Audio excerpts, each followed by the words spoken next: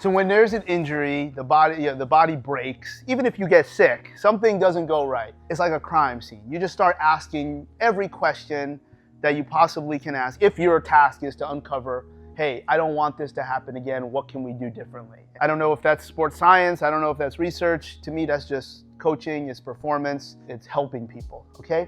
I think a lot of times that crime scene investigation is pretty limited. I think it's soft and I think it's incomplete because it seems like the solution is you need to do better. You need to train harder. Your tissues weren't resilient enough for what you asked it to do. Yeah, of course. You know, when it comes to that asinine statement that a lot of people like to say, so my hamstring tears. So when I took my right stride, my hamstring was a resultant of all the training and connective tissue that I did. And then I do my left and I'm good.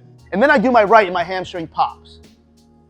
So within 3 steps, was my hamstring no longer resilient? Or was it the exact same connective tissue environment and there was something else where I was bleeding out of a gas tank that had something to do with something other than whether I actually biopsied the tissue, which of course never happens, and it shouldn't. Maybe in the first 2 years of an Olympic athlete, maybe. But really, you did all this training and everything was on point and your HRV was nice, et cetera, et cetera. Well, what other factors could have been contributing to that muscle tearing or getting sick, et cetera? And that's really where looking at nutrition, looking at sleep, looking at is little Jimmy waking up 3 times in the middle of the night, and how do you measure those things? Now, I kind of gave you a clue. HRV might be something that could be an aggregate measure of those things, but HRV alone, I think, is terribly incomplete.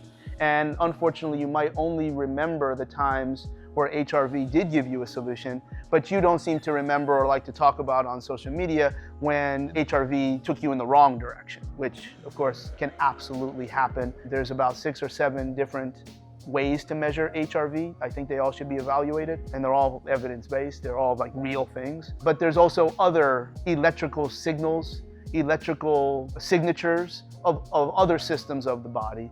Meaning if HRV told you to go this way, but the central nervous system and the adrenal hypophyseal axis and genitourinary all said to go that way, you're going right, but you would have had a 3-to-1 victory to go left. And there could be, digging deeper, some solution in there as to why the muscle broke. So training harder isn't always the answer.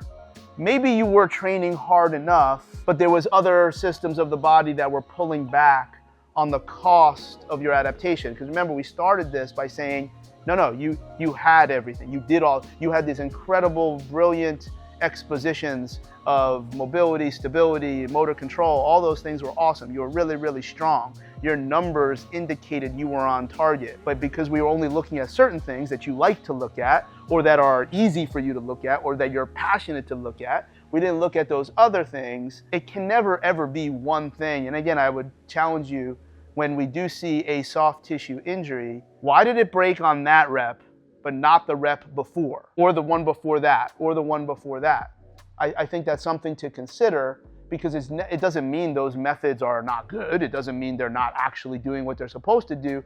There's a lot of other things, and if I kind of shine the light on 1 or 2 things, you won't see the other ones, and they don't seem to get discussed nearly as much. It's not always work harder. I'm not even selling you, don't work harder, work smarter. That's not what I'm saying. You might need to work harder, but you don't know that unless you're asking all of these relevant questions. And in this case, when somebody super appeared to be robust, then why'd they get injured? You're just gonna say for no reason, oh, well, it just happens? That doesn't mean you can prevent it, but there's questions you can ask, and maybe you can manipulate the environment for the next time and then see if it happens. You're always gonna be your own scientist, but it's about asking questions. And I take you back, years ago, Dave Tenney gave me this line: a high performance program is about asking questions you didn't know you had, so you find the solutions you didn't know you needed.